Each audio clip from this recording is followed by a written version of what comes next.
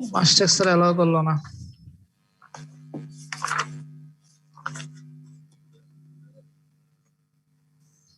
আচ্ছা যাই হোক,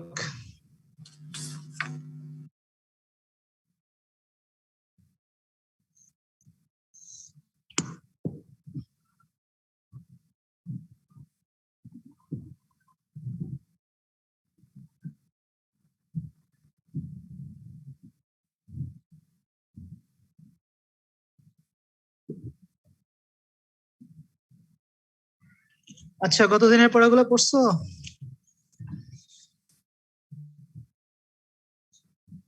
হ্যালো স্যার আইটেম ছিল না তাই আর পড়ি নাই। কেন আইটেম না থাকলে পড়া যায় না?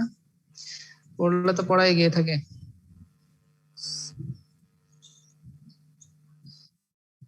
আচ্ছা যাই হোক, গতদিন আমরা পড়ছিলাম ব্যাজিলাস স্পিসিস এন্ড ক্লোস্ট্রিডিয়াম স্পিসিস এর টেটানাস পর্যন্ত।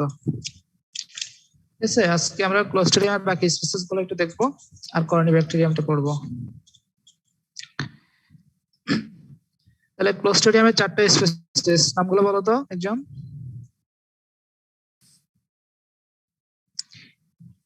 ক্লিনিক্যালি ইম্পর্টেন্ট 4টা স্পিসিস নাম বলো।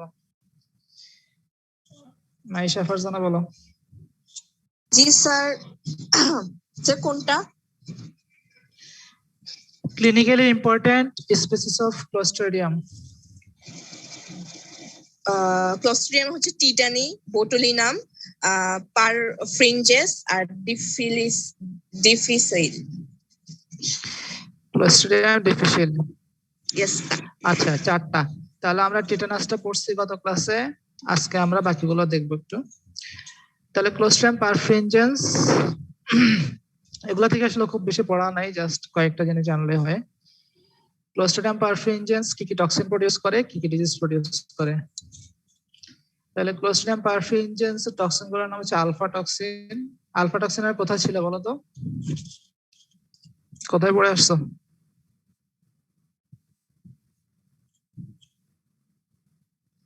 হুম,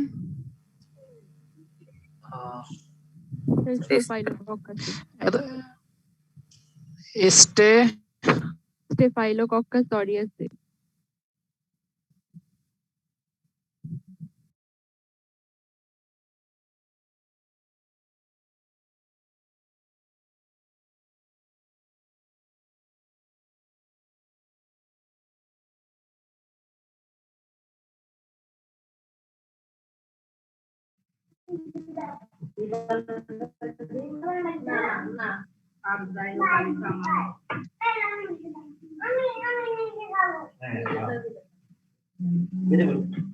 ভালো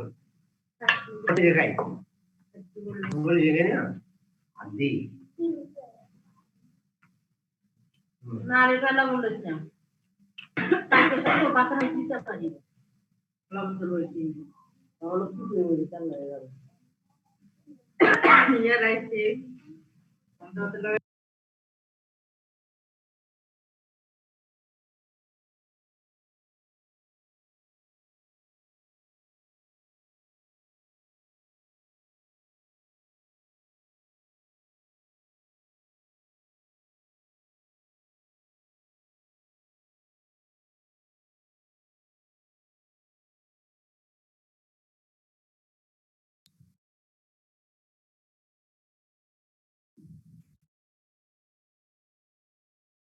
হ্যালো স্যার শুনতে পাচ্ছি। আচ্ছা, কানেকশন চলে গেছিল।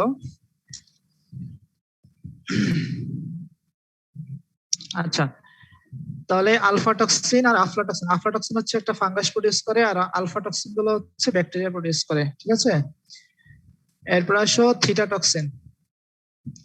হাইলোরেনিডাস। হাইলোরেনিডাস কোথায় ছিল?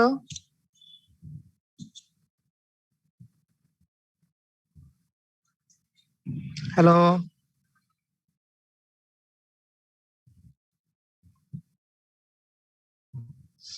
তোমরা শুনতে পাচ্ছ?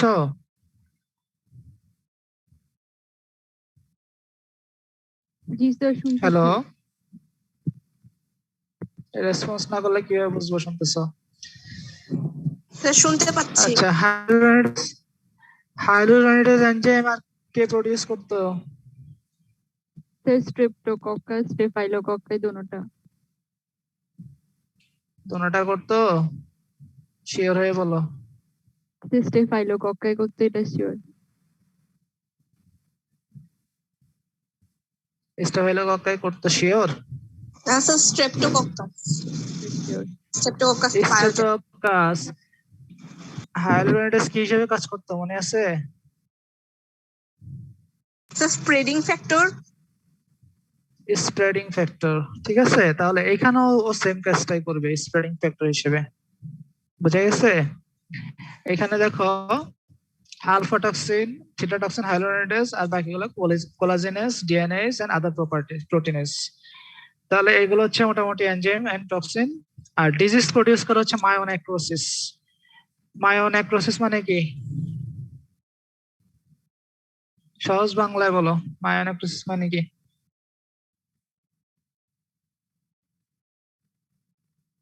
মাহমুদ? জি স্যার। হ্যাঁ, মায়োনেক্রোসিস মানে কি বাংলায় বললে? স্যার এখানে লেখা আছে স্যার গ্যাস গ্যাংগ্রিন। না, গ্যাস গ্যাংগ্রিন তো সেটার আরেকটা নাম। মায়োনেক্রোসিস বাংলা করলে কি হবে? মায়ো মানে কি? Muscle muscle. নেক্রোসিস মানে হচ্ছে নেক্রোসিস হয়ে যাওয়া। তাহলে মাসেল নেক্রোসিস হবে, ঠিক আছে। তাহলে এখানে হচ্ছে এটার আরেকটা নাম গ্যাস গ্যাংগ্রিন। কেন গ্যাস গ্যাংগ্রিন এটা আমরা সামনে পাবো, কেন স্যার এটাকে কোন গ্যাস মাসেলটা গ্যাংগ্রিন বলা হবে? হয়। মুড মাসেল নাকি কোন মাসেলটা? এটা যে কোনো জায়গায় মাসলই হতে পারে, তবে ইউজুয়ালি পায়ে হয় আর কি, লেগ, ঠিক আছে। যে কোনো জায়গায় মাসলই হতে পারে, থাই, লেগ, হ্যান্ড। তবে ইউজুয়ালি মোটামুটি বেশিরভাগ ক্ষেত্রে হচ্ছে থাই, লেগ এগুলোতে বেশি হয়। আচ্ছা, এরপর আসে অ্যানারোবিক সেলুলাইটিস। তাহলে আমরা জানি যে স্ট্রেপ্টোকক্কাসের ক্ষেত্রেও হাইলোরানিডেজটা স্প্রেডিং ফ্যাক্টর হিসেবে কাজ করতো এবং সেলুলাইটিস এ হেল্প করতো। তাহলে এখানেও একই অবস্থা। তাহলে হাইলোরানিডেজ এনজাইম আছে, তাই এটা সেলুলাইটিস করতেছে, মায়োনেক্রোসিস করতেছে এবং ইনফেকশনটা ছড়ায় যাচ্ছে, স্প্রেড করতেছে। এরপর থার্ড আরেকটা ডিজিজ করে, সেটা হচ্ছে ফুড পয়জনিং। মোটামুটি ক্লোস্ট্রিডিয়াম পারফিনজেন্স এই তিনটা ডিজিজই করে, gas gangrene, anaerobic cellulitis and food poisoning.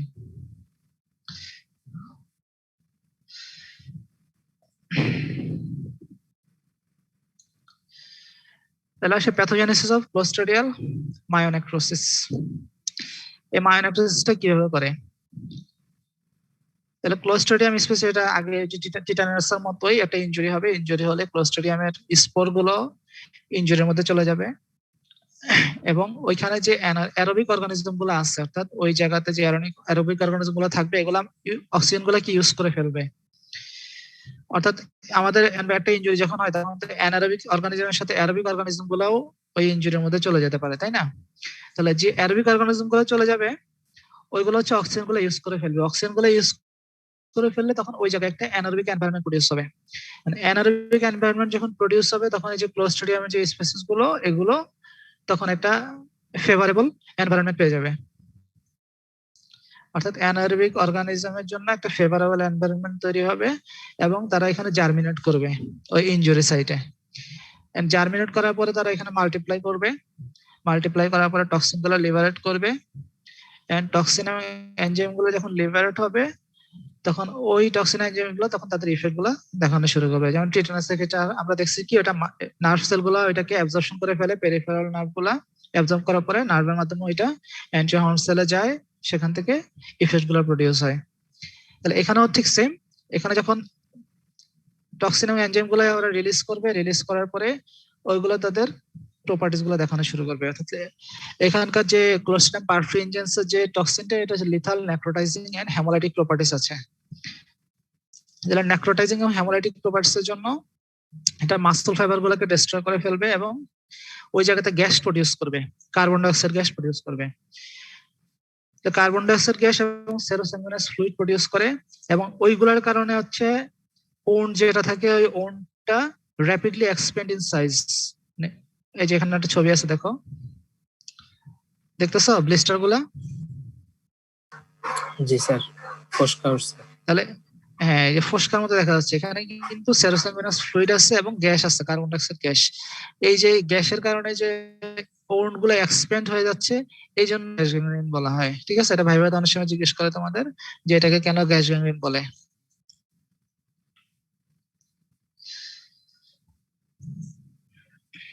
তাহলে আমাদের এখানে যেহেতু সেরোসাইনাস ফ্লুইড এবং কার্বন ডাইঅক্সাইড গ্যাস প্রডিউস হচ্ছে, মাসল ফাইবার গুলোকে ডিস্ট্রয় করে ফেলতেছে এবং ওর্ন গুলো র্যাপিডলি এক্সপ্যান্ড ইন সাইজ, ওর্ন গুলো র্যাপিডলি এক্সপ্যান্ড হয়ে যাচ্ছে।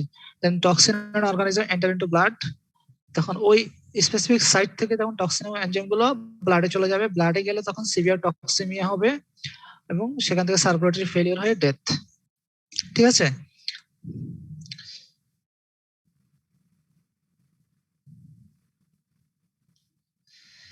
তাহলে ক্লোস্ট্রিডিয়াম পারফিউজেন্স থেকে এটুকু জানলে হবে, জাস্ট কি ডিজিজ প্রডিউস করে, কি টক্সিন এনজাইম প্রডিউস করে, এন্ড প্যাথোজেনেসিস অফ মায়োনেফ্রোসিস। প্যাথোজেনেসিসটা খুবই ইম্পর্টেন্ট, এটা পরীক্ষায় আসে। এরপর আসে ক্লোস্ট্রিডিয়াম বোটুলিনাম। ক্লোস্ট্রিডিয়াম বোটুলিনাম কি ডিজিজ করে?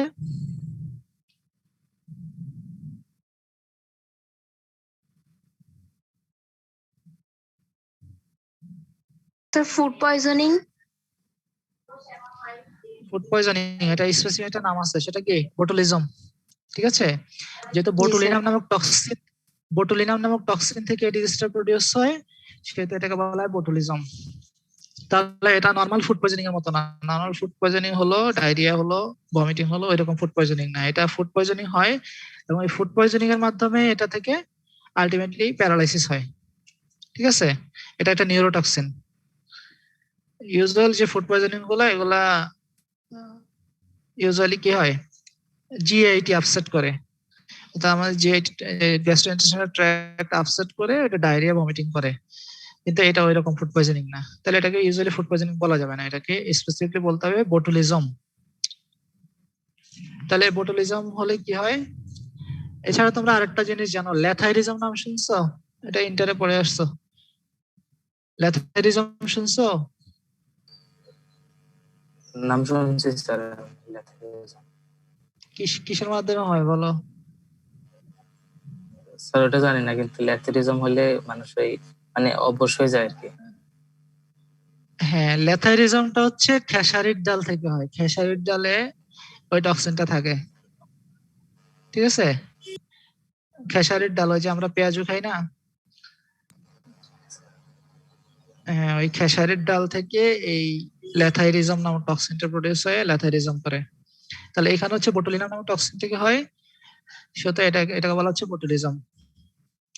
তাহলে এখানে যদি ওই বোটুলিনাম, ক্লোস্ট্রিডিয়াম বোটুলিনাম নামক অর্গানিজমটা যদি কোনো ফুডের মধ্যে গিয়ে টক্সিনটা রিলিজ করে, তাহলে ওই ফুডটা যদি আমরা খাই, তাহলে সেখান থেকে কি হতে পারে? বোটুলিজম হতে পারে।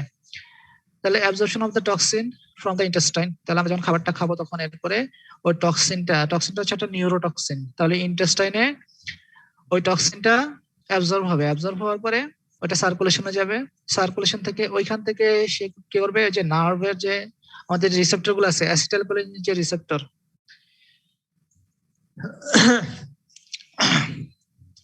তাহলে আমরা জানি যে আমাদের ওই পেরিফেরাল নার্ভাস সিস্টেমে দুই ধরনের ইয়ে থাকে, একটা হচ্ছে কোলিনার্জিক, একটা হচ্ছে অ্যাড্রেনার্জিক।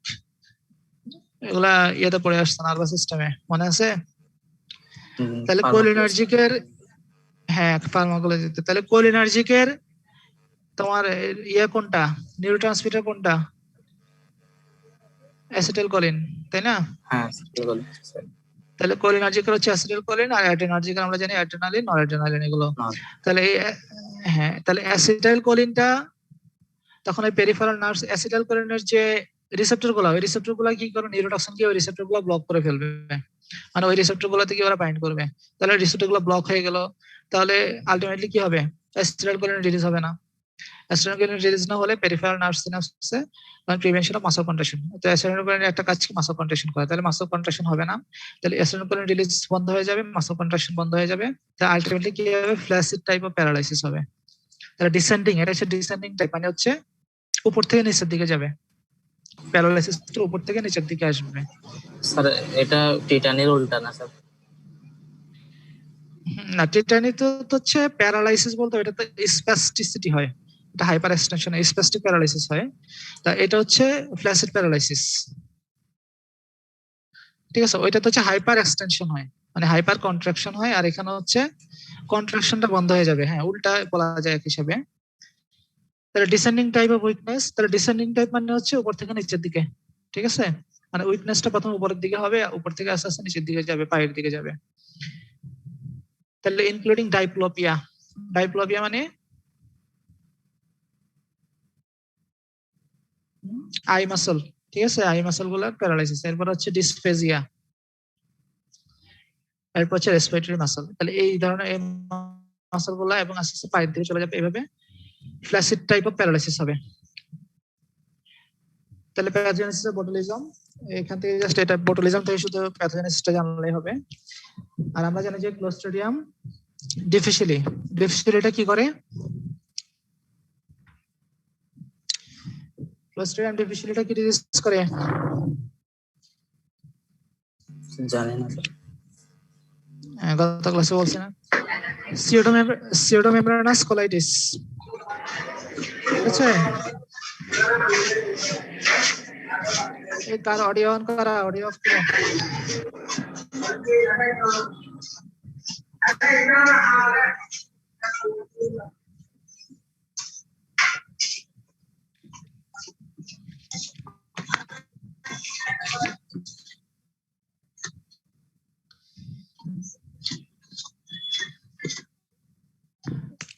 তাহলে ক্লোস্ট্রিডিয়াম ডিফিসিলিটা করা হচ্ছে সিউডোমেমব্রেনাস কোলাইটিস। এই কার ইয়েতে ঝামেলা করতেছে?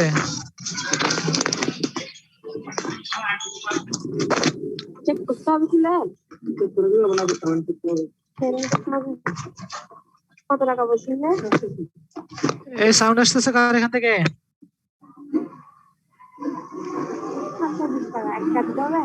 স্যার স্যার মিউট করে দেন স্যার সবাইকে।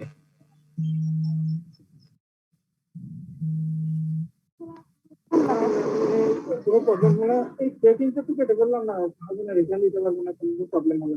আপনি বাড়িতে নিয়েছিলেন এই পাশে করবেন প্রবলেমটা কি সাথে না আমাদের একটু ভালো করে আমি এখন একটু খুলে দেখি, আমার তো ঠিক আছে হওয়ার কথা। তাহলে কেন কথা আমি তো রিটার্ন দিতে পারবো না। স্যার সবাইকে মিউট করে দেন। ঠিক আছে, সেকেন্ডটা কেটে বলেন তাহলে রিটার্ন নেবেন।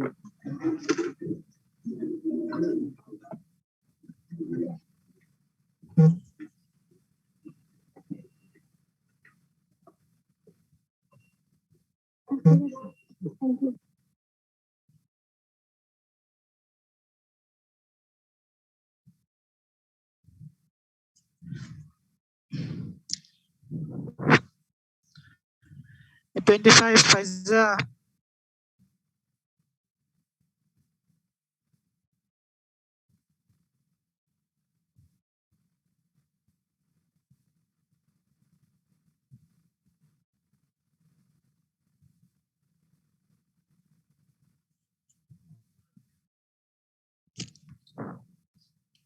আচ্ছা ঠিক আছে। তাহলে কথা শোনা যাচ্ছে?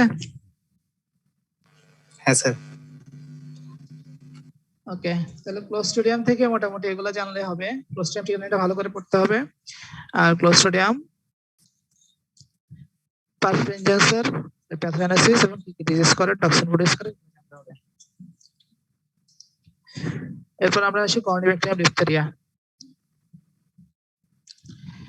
তাহলে কর্নিব্যাকটেরিয়াম ডিপথেরিয়ার আমরা এতক্ষণ যেগুলো পড়লাম সেগুলো হচ্ছে স্পোর ফর্মিং ব্যাকটেরিয়া, ঠিক আছে, ব্যাসিলাস এন্ড ক্লোস্ট্রিডিয়াম। এবং কর্নিব্যাকটেরিয়াম ডিপথেরিয়া হচ্ছে একটা নন স্পোর ফর্মিং ব্যাকটেরিয়া। তাহলে মরফোলজিক্যাল গ্রাম স্টেনিং প্রপার্টিজ, তাহলে gram positive roads that appear club shaped. Club shaped মানে কি? এন্ড গুলো একটু ওয়াইডার হবে, মানে ছবি আছে দেখো। তাহলে এন্ড গুলো একটু এরকম ওয়াইডার হবে, মাঝখানটা ন্যারো হবে, ডাম্বেলের মতো ক্লাব শেপড। হ্যাঁ, অনেকটা ডাম্বেলের মতো, দুই পাশটা একটু ওয়াইডার আর মাঝখানটা ন্যারো। এরপরে non spore forming and non capsulated and non motile. Arranged in palisades or in V or L shaped formation. তাহলে এটা ফরমেশনটা হবে অনেকটা ভি অর এল শেপড। এই যে এখানে ছবি আছে দেখতেছো, এই যে ভি শেপড অথবা এল শেপড অথবা এরকম দুইটার সাথে দুইটা বা তিনটা একসাথে থেকে লেগে থাকে।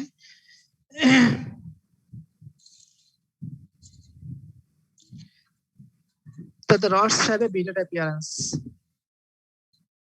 বিড মানে হচ্ছে দুই পাশে দুইটা যে ওয়াইডার এন্ড থাকে এগুলাকে বিড বলা হচ্ছে। বিডের মতো দেখা যায়, দুই পাশটা বিড। এটা beaded appearance and bead consist of granules of highly polymerised polyphosphate. এবং বিডস গুলোর মধ্যে কিছু গ্রানিউলস থাকে যেগুলো একটু গাঢ় কালারে দেখতে পাচ্ছ, এগুলাকে বিডস বলা হচ্ছে।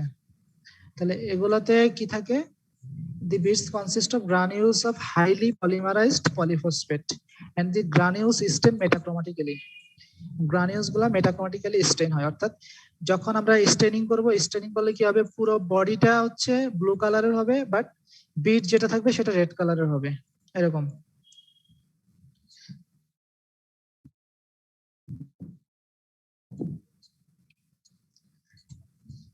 গুলো থাকে এগুলোকে বলা হয় মেটাক্রোমাটিক গ্রানিউলস। এটা হচ্ছে কনডাক্টিং থিওরির একটা বিশেষ বৈশিষ্ট্য। যেখানে ছবি আছে কনডাক্টিং ডিপথেরিয়া যে স্টেন, এটাকে বলা হচ্ছে অ্যালবার্ট স্টেন। এই যেখানে মেটাক্রোমাটিক গ্রানিউলস যে বিট গুলা ছিল, ওই বিট গুলাতে মেটাক্রোমাটিক গ্রানিউলস থাকে এবং এগুলো স্টেনিং হয় রেড কালার। এখানে ছবিতে কালার ভিন্ন, তবে এমনিতে মনে রাখবা বিটের কালারটা হচ্ছে রেড কালার, বা গ্রানিউলস গুলো হয় রেড কালার আর বডিটা হয় blue colour.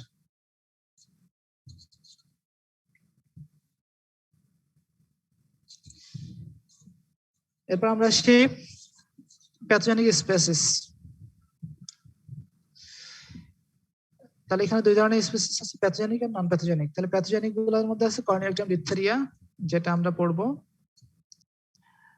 কর্নিয়াক্টিয়াম ulcerans, Corynebacterium haemolyticum, Corynebacterium pseudotuberculosis and Corynebacterium renal.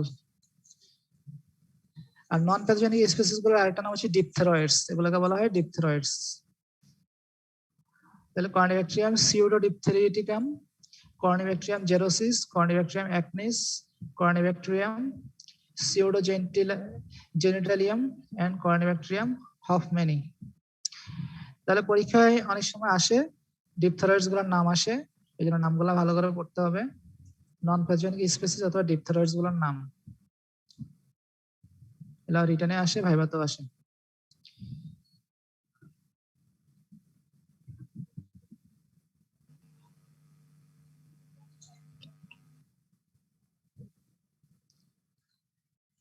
এরপরে যে কর্নিয়াক্টিয়াম ডিপথেরিয়া এবং ডিপথেরয়েডস যেগুলো, সেগুলোর কিছু ডিফারেন্স আছে, ডিফারেন্স গুলো জানতে হবে। তাহলে diphtheria, Corynebacterium diphtheria stains less uniformly, অর্থাৎ সব জায়গায় সমানভাবে স্টেইন হবে না, কোথাও কম স্টেইন হবে, কোথাও বেশি স্টেইন হবে। তো যখন আমরা স্টেনিং করব, তখন ব্যাকটেরিয়ার কোথাও কোথাও স্টেনিংটা খুব বেশি হবে, আবার কোথাও কোথাও খুব কম হবে, মানে সমানভাবে হবে না। এন্ড ডিপথেরয়েডস গুলো হচ্ছে মোর ইউনিফর্মলি, অর্থাৎ স্টেনিংটা প্রায় সমানভাবে হয়, অর্থাৎ সব জায়গায় প্রায় সমানভাবে হয়। Palisade arrangement, arrange in cuneiform pattern. Corynebacterium diphtheria arranged হবে কিউনিফর্ম প্যাটার্ন। কিউনিফর্ম নামে এক ধরনের হস্তলিপি ছিল আগে, কিউনিফর্ম লিপি, নাম শুনছো কিনা? জি না স্যার, শুনুন।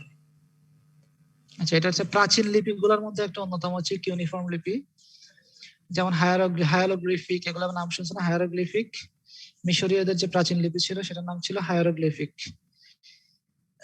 ঠিক তেমনি কিউনিফর্মও এটা প্রাচীন লিপি। তাহলে ওই কিউনিফর্ম লিপির মতো প্যাটার্ন গুলো হবে। আর ডিপথেরয়েডস যেগুলো, সেগুলো হচ্ছে প্যারালেল রো, অর্থাৎ প্যারালেলি থাকবে, একটার সাথে একটা প্যারালেলি রো ফর্ম করে থাকবে। তাহলে এটা হচ্ছে একটা প্যারালেল রো হিসেবে থাকবে, আর এটা হচ্ছে কিউনিফর্ম। এটা হিজিবিজি লেখার মতো হবে আর অনেকটা। এন্ড মেটাক্রোমাটিক গ্রানিউলস কাদের থাকবে? যেগুলো হচ্ছে প্যাথোজেনিক, অর্থাৎ কর্নিয়াক্টিয়াম ডিপথেরিয়ার। আর ডিপথেরয়েডস গুলোতে কোনো মেটাক্রোমাটিক গ্রানিউলস থাকবে না। টক্সিজেনিসিটি থাকবে হচ্ছে, যেহেতু এটা প্যাথোজেনিক, এটা টক্সিজেনিসিটি থাকবে, আর ওটাতে ডিপথেরয়েডস গুলো যেহেতু নন প্যাথোজেনিক, এগুলোতে কোনো টক্সিজেনিসিটি থাকবে না। এন্ড সুক্রোজ ফার্মেন্টেশন, যেটা প্যাথোজেনিক সেটা সুক্রোজ ফার্মেন্ট করবে না, বাট নন প্যাথোজেনিক গুলো কিছু কিছু সুক্রোজ ফার্মেন্ট করবে, সবগুলো করবে না, আবার কিছু কিছু, যেমন কর্নিব্যাকটেরিয়াম জেরোসিস।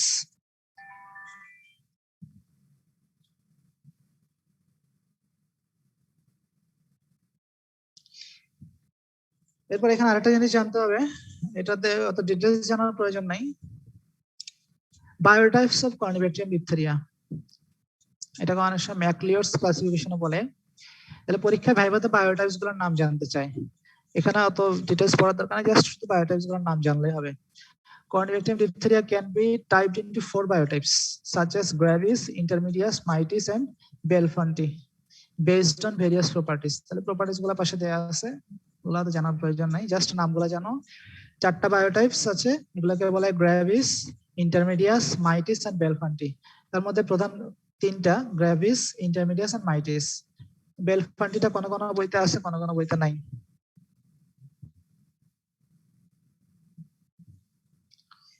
তাহলে এখান থেকে যেটা জানতে হবে আরেকটা জিনিস, সেটা হচ্ছে কোনটার ভিরুলেন্সটা বেশি। তাহলে ভিরুলেন্স সবচেয়ে বেশি হচ্ছে গ্র্যাভিসের, ঠিক আছে, সবচেয়ে বেশি ভিরুলেন্স হচ্ছে গ্র্যাভিসের, এরপরে ইন্টারমিডিয়াস, এরপরে মাইটিস। তাহলে টক্সিসিটিও ঠিকভাবে ওরকমই, গ্র্যাভিসের টক্সিসিটি সবচেয়ে বেশি, ইন্টারমিডিয়াসের তারপরে ইন্টারমিডিয়াস 95 to 99% and mitis 80 to 85%। তাহলে 4টা বায়োটাইপসের নাম জানবা, কোনটার টক্সিসিটি বেশি, ভিরুলেন্স বেশি, এটা জানতে হবে।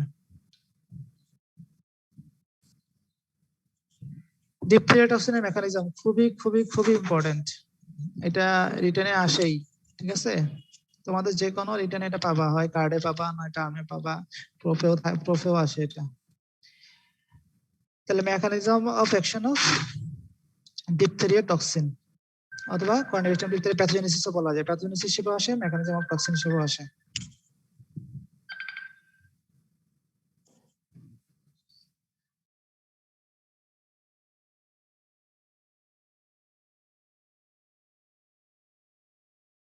এবং এটা দুইটা সাব ইউনিট থাকবে, বি সাব ইউনিট এবং A subunit. B subunit is responsible for binding and A subunit is responsible for toxic effect.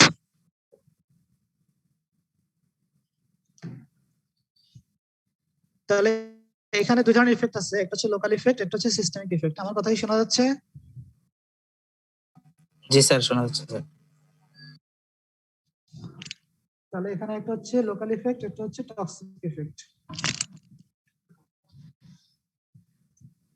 তাহলে লোকাল ইফেক্ট হচ্ছে A subunit is an enzyme that catalyzes and the addition of ADP ribose to the target protein in the human cell. তাহলে a sub ইউনিটটা এক ধরনের enzyme যেটা হচ্ছে ADP ribose নামক, ADP রাইবোজকে catalyse করে এবং আমাদের হিউম্যান সেলে যে টার্গেট প্রোটিন আছে সেই টার্গেট প্রোটিনে এই এডিপি রাইবোজটাকে অ্যাড করে। তাহলে ক্যাটালাইজ করা এবং অ্যাড করা, তাহলে formation of ADP রাইবোসাইলেট elongation factor 2। তাহলে এই যে ক্যাটালাইজ করলো এবং অ্যাড করলো হিউম্যান প্রোটিনের সাথে, একটা টার্গেট প্রোটিনের সাথে, এই অ্যাড করার পরে যেটা ফরমেট হবে সেটাকে বলতেছে আমরা এডিপি রাইবোসাইলেট এলংগেশন ফ্যাক্টর 2, সংক্ষেপে EF2। তাহলে এটাকে প্রথমে এটা ফর্ম করলো, এটা ফর্ম করার পরে ইনঅ্যাক্টিভেশন অফ এলংগেশন ফ্যাক্টর 2, এরপর এটাকে ইনঅ্যাক্টিভেট করবে। Abrupt arrest of protein synthesis, তাহলে যে প্রোটিনের সাথে এটা বাইন্ড করলো, বাইন্ড করার পরে এই ফ্যাক্টরটা ফর্ম হলো, তাহলে সেই প্রোটিনের সিনথেসিসটাকে বন্ধ করে দেবে, অর্থাৎ abrupt arrest of protein synthesis. তাহলে যখন ওই জায়গাতে প্রোটিন সিনথেসিসটা বন্ধ হয়ে যাবে তখন ওই জায়গাটা নেক্রোসিস হয়ে যাবে, ওই সেলগুলোর নেক্রোসিস হবে এবং ইনফ্ল্যামেটরি রিঅ্যাকশন ফর্ম হবে। কথাগুলো বোঝা যাচ্ছে স্যার? নাকি কঠিন আরেকবার লাগতেছে, বলবো? কঠিন লাগতেছে স্যার। নামগুলো একটু কঠিন, পড়লে ঠিক হয়ে যাবে। তাহলে প্রথমত হচ্ছে এখানে দুইটা সাব ইউনিট থাকে, বি সাব ইউনিট বাইন্ডিং এর জন্য দায়ী, এ সাব ইউনিট হচ্ছে ইফেক্টের জন্য দায়ী, অর্থাৎ অ্যাক্টিভিটির জন্য দায়ী। তাহলে এখানে বি সাব ইউনিটের মাধ্যমে এটা বাইন্ড করলো, এগুলা লিখি না আর কি। বি সাব ইউনিটের মাধ্যমে এটা বাইন্ড হবে, বাইন্ড করার পরে এই যে এ সাব ইউনিট যেটা, সেটা তো হচ্ছে এনজাইমেটিক অ্যাক্টিভিটি করবে। তাহলে এই এ সাব ইউনিটটা যে এডিপি রাইবোজ নামক কিছু প্রোটিন আছে, এই এডিপি রাইবোজ গুলাকে ক্যাটালাইজ করবে, এডিপি রাইবোজ গুলাকে ক্যাটালাইজ করবে এবং এই এডিপি রাইবোজ গুলাকে ক্যাটালাইজ করার পরে এগুলাকে কিছু টার্গেট প্রোটিনে, হিউম্যান সেলের কিছু টার্গেট প্রোটিনের সাথে এগুলাকে বাইন্ড করবে, অ্যাডিশন করবে। The addition of ADP ribose to the target protein in the human cell. বুঝছো এখানে? হ্যাঁ স্যার বুঝছি। তাহলে এখানে এনজাইম গুলা হচ্ছে এডিপি রাইবোজকে ক্যাটালাইজ করবে, ক্যাটালাইজ করার পরে সেই এডিপি রাইবোজটাকে আমাদের হিউম্যান সেলে কিছু টার্গেট প্রোটিনের সাথে অ্যাড করবে। এরপর অ্যাড করার পরে যেটা ফরমেশন হবে সেটাকে বলতেছি আমরা ADP ribosylate elongation factor 2। ADP ribosylate elongation factor 2। তো এরপরে যখন এটা ফর্ম হবে, ফর্ম হওয়ার পরে এটাকে ইনঅ্যাক্টিভেট করে দিবে। এখন এটা এই যে ইএফ ফ্যাক্টর 2 যেটা ইলাঙ্গেশন ফ্যাক্টর 2, এটার মধ্যে কি আছে? ওই প্রোটিনটা ইনক্লুড আছে না, যে জি টার্গেট প্রোটিন যেটা ছিল। জি স্যার। তাহলে যখন এটাকে ইনঅ্যাক্টিভেট করে দিবে তখন আলটিমেটলি কি হবে? ওই প্রোটিন সিনথেসিসটা বন্ধ হয়ে যাবে। ওই টার্গেট প্রোটিন যেটা ছিল সেই প্রোটিন সিনথেসিসটা বন্ধ হয়ে যাবে। তখন ওই প্রোটিন সিনথেসিসটা বন্ধ হয়ে গেলে ওই যে সেলগুলোতে ওই প্রোটিনটা আছে ওই সেলগুলোতে নেক্রোসিস শুরু হবে। নেক্রোসিস হয়ে আলটিমেটলি ইনফ্ল্যামেটরি রিঅ্যাকশন শুরু হবে। তাহলে ওই নেক্রোসড এপিথেলিয়াম অ্যালং উইথ ফাইব্রাস এক্সুডেটস, অর্থাৎ যে নেক্রোসড এপিথেলিয়াম, যে এপিথেলিয়ামগুলো নেক্রোসিস হয়ে গেল, ওই এপিথেলিয়ামগুলো এবং কিছু ফিব্রিনাস এক্সুডেটস এগুলো একসাথে মিলে এবং তার সাথে আরবিসি, ডব্লিউবিসি এবং ব্যাকটেরিয়া সবকিছু একসাথে মিলে একটা গ্রেইশ সিউডোমেমব্রেন ফর্ম করবে। তাহলে আমরা জানি যে ডিপথেরিয়াতে সিউডোমেমব্রেন ফর্ম হয়, এটা পরে গত ক্লাসে বলছিলাম। সিউডোমেমব্রেন দুইটা ডিজিজে ফর্ম হয়, একটা হচ্ছে ডিপথেরিয়া আর একটা হচ্ছে সিউডোমেমব্রেনাস কোলাইটিস। ঠিক আছে, সিউডোমেমব্রেনাস কোলাইটিস করা হচ্ছে ক্লোস্ট্রিডিয়াম ডিফিসিলি আর ডিপথেরিয়া ক্লোস্ট্রিডিয়াম ডিপথেরিয়া। তাহলে এখানে আমার সিউডোমেমব্রেনটা কিভাবে ফর্ম হলো?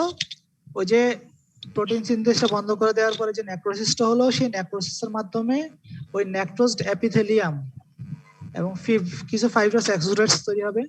ওই fibrous exudates, necrosed epithelium, WBC, RBC, bacteria সবকিছু একসাথে মিলে একটা সিউডোমেমব্রেন ফর্ম করবে। ঠিক আছে, এটা হচ্ছে লোকাল ইফেক্টস। এখন এই লোকাল ইফেক্টস এরপর আসলে কিছু সিস্টেমিক ইফেক্ট হয়। সিস্টেমিক ইফেক্টের ক্ষেত্রে টক্সিন ডিফিউজেস ইনটু ব্লাড, টক্সিনটা ব্লাডের ভিতরে চলে যাবে, ব্লাডে গিয়ে টক্সিমিয়া করবে এবং টক্সিমিয়া করার পরে সেই টক্সিনের প্রভাবে কিছু কিছু অর্গানে কিছু ড্যামেজ হবে। তাহলে কোন কোন অর্গানে কি ড্যামেজ হবে এটা একটু জানতে হবে, এটাই আর কিছু না। তাহলে acts specially on the myocardium, nervous tissue, adrenal gland and causes damage. তাহলে মায়োকার্ডিয়াম অর্থাৎ হার্টে কি কি ড্যামেজ করবে? মায়োকার্ডিয়ামিয়া করবে হচ্ছে মায়োকার্ডাইটিস করবে, ফ্যাটি চেঞ্জ করবে। হার্টে মায়োকার্ডাইটিস হবে, কিছু ফ্যাটি চেঞ্জ হবে। এরপর হচ্ছে নার্ভ, নার্ভাস টিস্যু, নার্ভাস টিস্যুতে কি হবে? পলিনিউরাইটিস হবে, polyneuritis, degeneration of myelin sheath of axon leads to paralysis. অর্থাৎ মাইলিন শীথ থাকে আমাদের নার্ভের বাইরে, ওই মাইলিন শীথ গুলাতে ডিজেনারেশন হবে, ডিজেনারেশন হয়ে লিডস টু প্যারালাইসিস। And হচ্ছে fatty change or even focal necrosis of adrenal gland, kidney, liver etcetera. তাহলে কিডনি, লিভার, অ্যাড্রেনাল গ্ল্যান্ড এগুলাতে কিছু ফ্যাটি চেঞ্জ হবে, আবার কিছু কিছু কিছু ক্ষেত্রে ফোকাল নেক্রোসিস হতে পারে, অর্থাৎ ছোট ছোট নেক্রোসিস হতে পারে। আর পাইরোজেনিক ইফেক্ট করতে পারে ফিভার। তাহলে এগুলো হচ্ছে সিস্টেমিক ইফেক্ট। তাহলে সিস্টেমিক ইফেক্ট গুলো কোথায় হবে? Heart, nerve, adrenal gland, kidney, liver এগুলাতে। আর টোটালি সিস্টেমিকলি পাইরোজেনিক ইফেক্ট করবে যেটা। তাহলে প্যাথোজেনেসিস কারোর প্রবলেম আছে?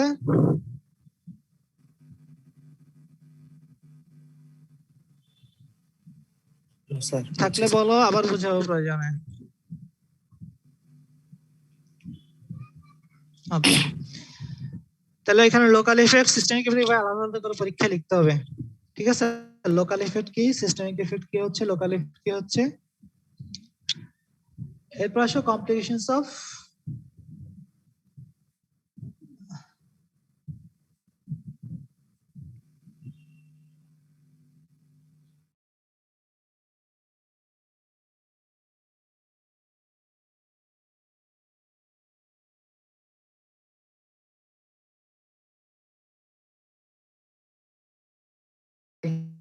সিউডোমেমব্রেনটা ফর্ম হয় ইউজুয়ালি। স্যার কিছু শুনি নাই। Complications of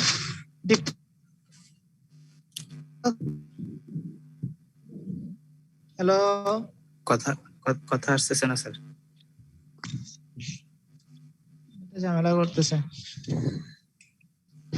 complications of diphtheria শুনতে পাচ্ছ? জি স্যার এখন ক্লিয়ার। আচ্ছা, যে ডিপথেরিয়া যে কমপ্লিকেশন গুলো হয় এগুলোকে আমরা তিনটা ভাগে ভাগ করতেছি। এটা ফার্স্ট উইকে কিছু হয়, সেকেন্ড উইকে কিছু হয়, থার্ড উইকে কিছু হয়, অর্থাৎ গ্রাজুয়ালি হয় আর কি। তাহলে ফার্স্ট উইকে প্রথম দিকে কি হবে? আচ্ছা, আমাদের যে সিওডো মেমব্রেনটা ফর্ম হচ্ছে, সিওডো মেমব্রেনটা কোথায় ফর্ম হয় ইউজুয়ালি? ডিপথেরিয়া যে সিওডো মেমব্রেন এটা কোথায় ফর্ম হয়?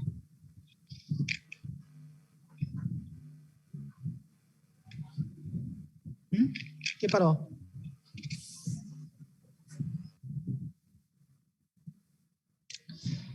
আচ্ছা, ডিপথেরিয়া যে সিওডো মেমব্রেনটা ফর্ম হয় এটা ইউজুয়ালি থ্রোটে, মানে অর্থাৎ ফ্যারিংসে হয়।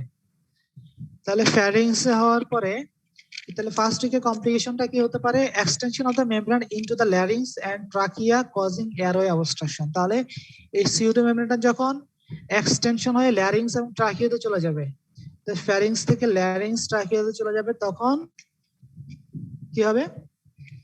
কজিং এয়ারওয়ে অবস্ট্রাকশন করবে। এটা হচ্ছে ফার্স্ট উইকের কমপ্লিকেশন। এন্ড সেকেন্ড উইকে কি হতে পারে? Myocarditis accompanied by arrhythmias and circulatory collapse. তাহলে মায়োকার্ডাইটিস হবে, যেটাতে অ্যারিথমিয়া থাকবে, সার্কুলেটরি কোলাপস হবে। এটা হচ্ছে সেকেন্ড উইকে হবে। এন্ড থার্ড উইকে হচ্ছে নার্ভ উইকনেস অর প্যারালাইসিস। অর্থাৎ ফার্স্ট উইকে হচ্ছে আমাদের যে সিওডো মেমব্রেন হবে, সিওডো মেমব্রেনটা ফর্ম হয়ে এটা এক্সটেনশন হবে। সেকেন্ড উইকে হচ্ছে হার্টের প্রবলেম করবে, হার্টে মায়োকার্ডাইটিস হবে, অ্যারিথমিয়া হবে, সার্কুলেটরি কোলাপস হবে। এন্ড থার্ড উইকে হচ্ছে নার্ভাস সিস্টেমের প্রবলেম হবে, নার্ভাস সিস্টেমে nerve weakness and paralysis, specially of the cranial nerves. তাহলে ক্রেনিয়াল নার্ভ গুলাতে উইকনেস করবে, প্যারালাইসিস করবে, and paralysis of the muscle of the soft palate and pharynx can lead to regurgitation of fluid through the nose. তাহলে ফ্যারিংসে যখন paralysis হবে, ফ্যারিংসের যে muscle গুলা এবং সফট প্যালেটের যে মাসল গুলা, এগুলোতে প্যারালাইসিস হলে কি হবে? ফ্লুইড জাতীয় যে খাবারগুলো সেগুলোকে আমরা গিলতে পারবো না, সেগুলো আলটিমেটলি কি হবে? নোজ দিয়ে বের হয়ে যাবে। অর্থাৎ আমরা পানি খেতে গেলে সেগুলা নাক দিয়ে বের হয়ে যাবে। আমার কথা কি শোনা যাচ্ছে? স্যার কেটে কেটে আসছে স্যার। স্যার মাসেলের কথাটা আরেকবার বলেন। আচ্ছা, এখানে হচ্ছে থার্ড উইকে যেটা হবে, থার্ড উইকে অর্থাৎ আমাদের নার্ভাস সিস্টেমকে অ্যাটাক করবে। থার্ড উইকে যখন নার্ভাস সিস্টেমকে অ্যাটাক করবে, স্পেশালি ক্রেনিয়াল নার্ভ গুলোকে অ্যাটাক করবে। তার আমরা জানি যে ক্রেনিয়াল নার্ভ যেগুলো আছে, ট্রাইজেমিনাল নার্ভ, হাইপোগ্লোসাল নার্ভ, এগুলা কি করে? আমাদের ফ্যারিংসের মাসল গুলা বা সফট প্যালেটের মাসল সাপ্লাই দেয়, তাই না? জি স্যার। তাহলে ওই মাসল গুলা যখন প্যারালাইসিস হয়ে যাবে, অর্থাৎ ফ্যারিংসের মাসল গুলা যখন প্যারালাইসিস হবে, তখন আলটিমেটলি আমরা কি করতে পারবো না? ডিগ্লুটেশন করতে পারবো না, অর্থাৎ আমরা খাবারটা সোয়ালো করতে পারবো না। তাহলে সোয়ালো যখন করতে পারবো না, তখন কি হবে? অর্থাৎ ফ্লুইড যেগুলা, পানি জাতীয় খাবারগুলো আমরা সোয়ালো করতে পারবো না, তখন এগুলো হচ্ছে নাক দিয়ে বের হবে। আমরা গিলতে গেলে এগুলা রিগার্জিটেশন হয়ে নাক দিয়ে বের হয়ে যাবে। স্যার এগুলা ট্রাকিয়াতে ঠিক ঢুকে আছে? যাবে না? তাহলে এটা হচ্ছে থার্ড উইকের এপিগ্লটিস ট্রাকিয়াতে যে আমাদের এপিগ্লটিস যদি কাজ না করে তাহলে সেক্ষেত্রে চাইতে পারে। তাহলে এখানে তো হচ্ছে প্রথম উইকে বললাম ট্রাকিয়া এগুলো অবস্ট্রাকশন হতে পারে, ল্যারিংস, ট্রাকিয়া এগুলো এয়ারওয়ে অবস্ট্রাকশন করতে পারে। তাহলে আলটিমেটলি এখানে কি হচ্ছে? Regurgitation of fluid through the nose, peripheral neuritis affecting the muscles and extremities also occurs. তাহলে পেরিফেরাল নার্ভগুলোতে যদি প্যারালাইসিস হয়, পেরিফেরাল নার্ভগুলোতে, পেরিফেরাল মাসলগুলো প্যারালাইসিস হলে তখন কি হবে? পেরিফেরাল নার্ভগুলোতে এফেক্ট করলে তখন সেখানে প্যারালাইসিস হবে মাসলগুলো। তাহলে এগুলো হচ্ছে থার্ড উইকে হবে, অর্থাৎ নার্ভাস সিস্টেমের যে ইফেক্ট গুলো সেগুলো থার্ড উইকে। ফার্স্ট উইকে হচ্ছে সিওডো মেমব্রেনটা এক্সটেনশন হবে, সেকেন্ড উইকে হার্টের প্রবলেম করে myocarditis, arrhythmia, circulatory collapse, and third উইকে হচ্ছে নার্ভ উইকনেস অর প্যারালাইসিস। ঠিক আছে? এভাবে মনে রাখো। এখন আসো সিওডো মেমব্রেন। সিওডো মেমব্রেন নিয়ে শর্ট নোট আসতে পারে, তো সিওডো মেমব্রেন সম্পর্কে একটু জানা থাকতে হবে। টু ইম্পর্টেন্ট চিকিৎসা হ্যাঁ, ডিপথেরিয়ার চিকিৎসা নাই।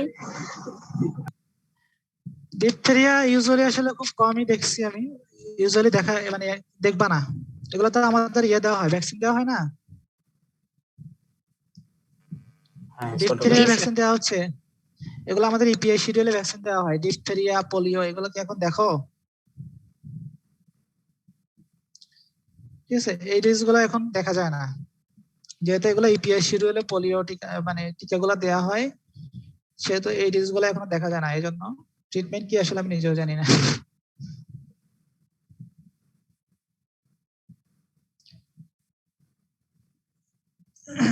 কিন্তু এগুলো ডিজিজ গুলার মেকানিজম জানতে হবে, কারণ অনেক সময় দেখা যাবে কি এমনিতে ডিজিজ গুলো নাই, কিন্তু কখনো যদি ভ্যাকসিন কোনো কারণে বা কেউ যদি ভ্যাকসিন না পায়, তাদের ক্ষেত্রে ডিজিজটা হলে কি হতে পারে, এই জন্য এগুলো জানতে হবে। There are two important diseases, diphtheria and pseudomonas colitis, are characterized by inflammatory lesions called pseudomonas.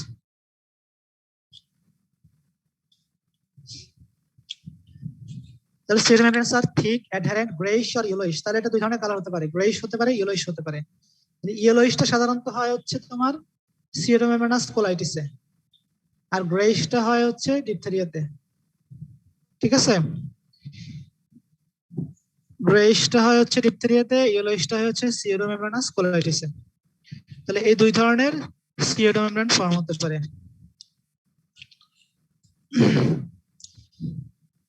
তাহলে এগুলা কোথায় হবে? Mucosal surface of the throat in diphtheria and on the colon in pseudomonas colitis।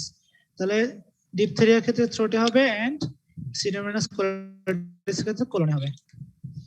The term pseudo refers to the abnormal nature of these membranes in contrast to the normal anatomic membranes of the body. তাহলে এটাকে pseudo বলা হচ্ছে কেন? তাহলে এটা হচ্ছে একটা abnormal membrane, যেহেতু এটা আমাদের নরমাল anatomic membrane-এর সাথে এটার কোনো কন্টিনিউশন নাই। তাহলে আমাদের নরমাল anatomic membrane গুলো কি কি আছে? যেমন হচ্ছে tympanic membrane, placental membrane, এই ধরনের কিছু মেমব্রেন আছে। এই মেমব্রেন গুলোর সাথে এটার কোনো সম্পর্ক নাই, অর্থাৎ এগুলার স্ট্রাকচারটা সম্পূর্ণ ভিন্ন।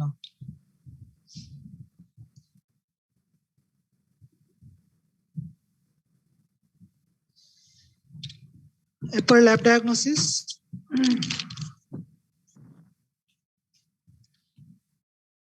ল্যাব ডায়াগনোসিস গুলো হচ্ছে স্পেসিমেন কালেকশন করব আমরা প্রথমে। তাহলে যেহেতু এটা মেইনলি হচ্ছে pseudomonas কোথায় হয়? থ্রোটে হয়। তাহলে আমরা এখান থেকে থ্রোট সোয়াব নিব, দুইটা স্যাম্পল নিব, 2 স্যাম্পলস অফ থ্রোট সোয়াব। তুমি শুনতে পাচ্ছ কথা? হ্যাঁ স্যার, শোনা যাচ্ছে। তাহলে স্পেসিমেন হচ্ছে দুইটা স্পেসিমেন নিব, থ্রোট সোয়াব নিব দুইটা, one for straining, one for culture. একটা দিয়ে স্টেনিং করব, একটা দিয়ে আমরা কালচার করব।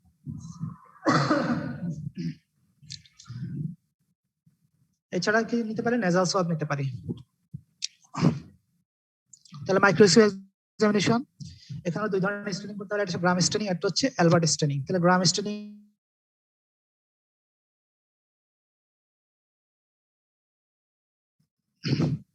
তাহলে এটা কি ইউনিফর্ম লেটার অ্যাপিয়ারেন্সও বলতে পারি আমরা। চাইনিজ লেটার, অর্থাৎ চাইনিজ লেটার গুলো দেখছো? চাইনিজ গুলা একটার সাথে একটা দেখছি স্যার, চাইনিজ। মানে শুধু আড়াআড়ি অনেকগুলো দাগ থাকে, ঠিক আছে? দাগগুলো স্যার। একটার সাথে একটা আড়াআড়ি বিভিন্ন ভাবে থাকে। তাহলে এখানে অ্যাপিয়ারেন্স গুলো অনেকটা ওইরকম হয়। তাহলে ইউনিফর্ম লেটার গুলো অনেকটা এরকম ছিল, এই যে আমরা ইউনিফর্ম বললাম না, ইউনিফর্ম লেটার অ্যাপিয়ারেন্স। তাহলে ইউনিফর্ম লেটার অনেকটা চাইনিজ লেটারের মধ্যে ছিল। তাহলে এটা কোথাও ইউনিফর্ম লেটার অ্যাপিয়ারেন্স বলা হয়েছে, কোথাও চাইনিজ লেটার অ্যাপিয়ারেন্স বলা হয়েছে। এন্ড আরেকটা স্টেনিং করব হচ্ছে অ্যালবার্ট স্টেনিং। অ্যালবার্ট স্টেনিংটা করা হয় স্পেশালি কনজেক্টিভ ডিপথেরিয়ার জন্য, যেটাতে আমরা পাবো মেটাক্রোমাটিক গ্রানিউলস। তাহলে মেটাক্রোমাটিক গ্রানিউলসটা কি রকম হবে? তাহলে পুরো বেজিলিটা হচ্ছে টেক bluish green colour, bluish green colour, অর্থাৎ কালারটা হবে অনেকটা নীলাভ সবুজ।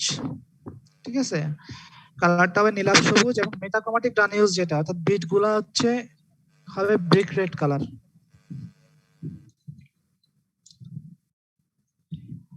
দেন আমরা করব আরেকটা স্যাম্পল দিয়ে কালচার করব। Culture can be done in the Loeffler serum slope, blood tellurite agar.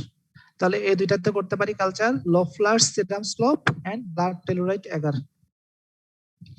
কি পাবো আমরা? Typical grey black colour of the tellurium in the colony is a telltale diagnostic criterium. তাহলে এখানে আমরা typical grey black colour of the tellurium পাবো।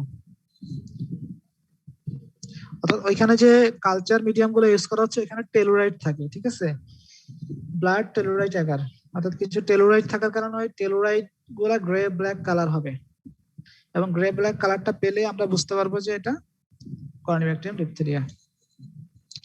এছাড়া আরো কিছু টেস্ট আছে, Elek's agar precipitation test, animal inoculation test and polymerase chain reaction বা PCR. তাহলে অ্যালেক্স টেস্টটা অনেক সময় শর্ট নোট হিসেবে আসে, এটা একটু নিজেরা পড়ে নিবা। অ্যালেক্স এগার প্রিসিপিটেশন টেস্ট, ঠিক আছে, এটা শর্ট নোটের জন্য পড়বা, এটা শর্ট নোট দেয়।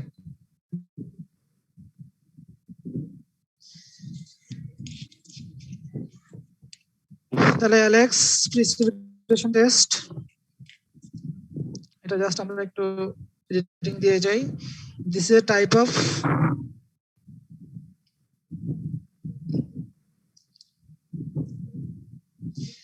this is the type of classification অর্থাৎ immunodification in gel described by Alec, অর্থাৎ অ্যালেক নামক একজন বিজ্ঞানী এই পরীক্ষাটা করে। a rectangular strip of filter paper soaked in diphtheria antitoxin, the diphtheria যে অ্যান্টিটক্সিন আছে সেই diphtheria অ্যান্টিটক্সিনের সাথে মধ্যে মানে কিছু ফিল্টার পেপার ও diphtheria অ্যান্টিটক্সিনে সোকড করে ওইটাকে ফিল্টার হিসেবে ইউজ করে। is placed on the surface of a 20% horse or sheep or rabbit serum agar plate before the medium solidifies.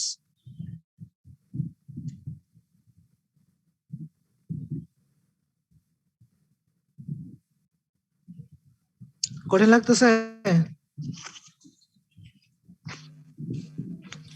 Sir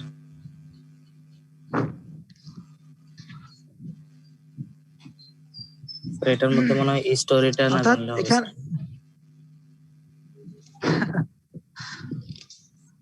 আচ্ছা এখানে হচ্ছে যে অ্যাগারটা ইউজ করা হয় অ্যালেক্স প্রিসিপিটেশন টেস্টে, অর্থাৎ এখানে একটা কিছু ফিল্টার পেপার ইউজ করা হয়। ফিল্টার পেপার গুলো হচ্ছে রেক্টাঙ্গুলার সাইজের, অর্থাৎ আয়তাকার কিছু ফিল্টার পেপার ইউজ করা হয়।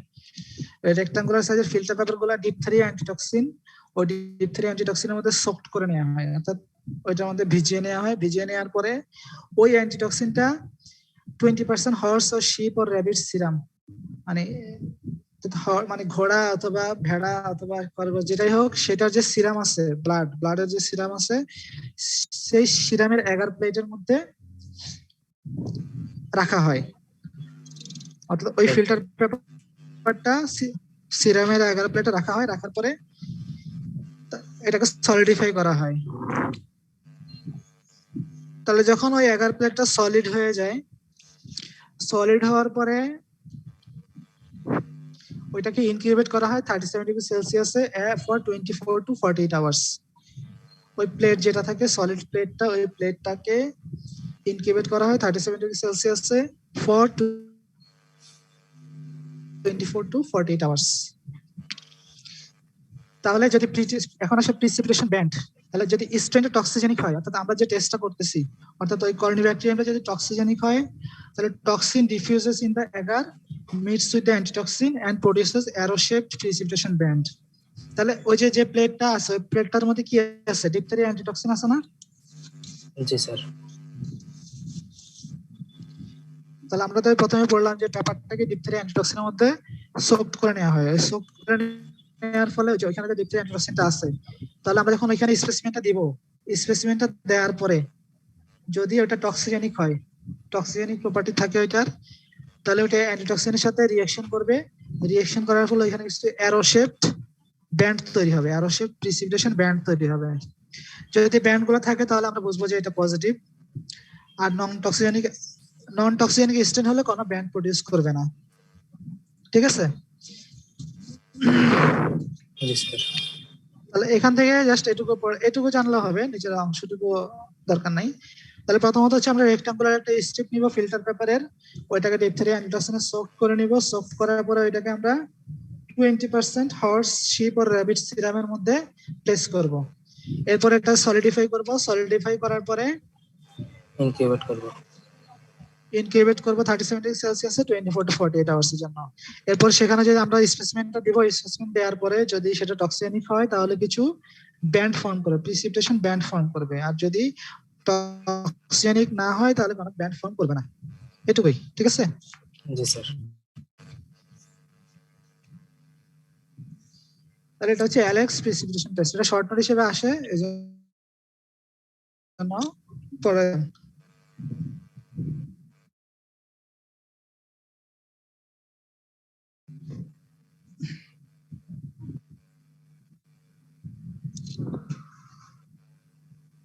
ঠিক আছে, কর্নিব্যাকটেরিয়ামের প্যাথোজেনেসিস, একবারে তোমার এই অ্যালেক্স টেস্ট, এগুলো একটু কঠিন, জাস্ট এগুলা একটু ভালো করে পড়ে নিবা। আর বাকিগুলো সব বুঝছো তো? জি স্যার, এই টপিকটা স্যার অনেক বড়। সামনেরটা আরো বড়, এন্টারোব্যাকটেরিয়াসি আরো বড়।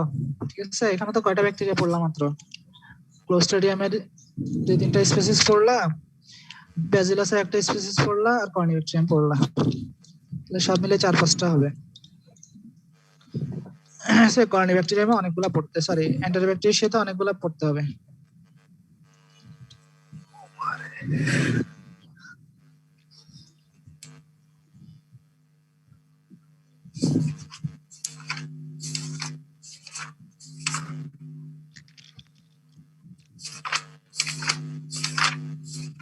আচ্ছা ঠিক আছে, তাহলে নেক্সট ক্লাসে আইটেম, বুঝছো?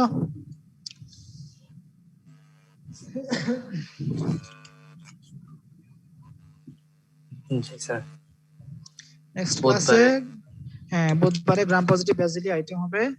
সবাইকে, বাকি যারা ক্লাসে নাই তাদেরকে বলে দিবা। তোমাদের মনিটর নাই আজকে না? না স্যার। এই ডট দিয়ে এটাকে স্যার এটা হচ্ছে ওরা যেহেতু নাই, ওই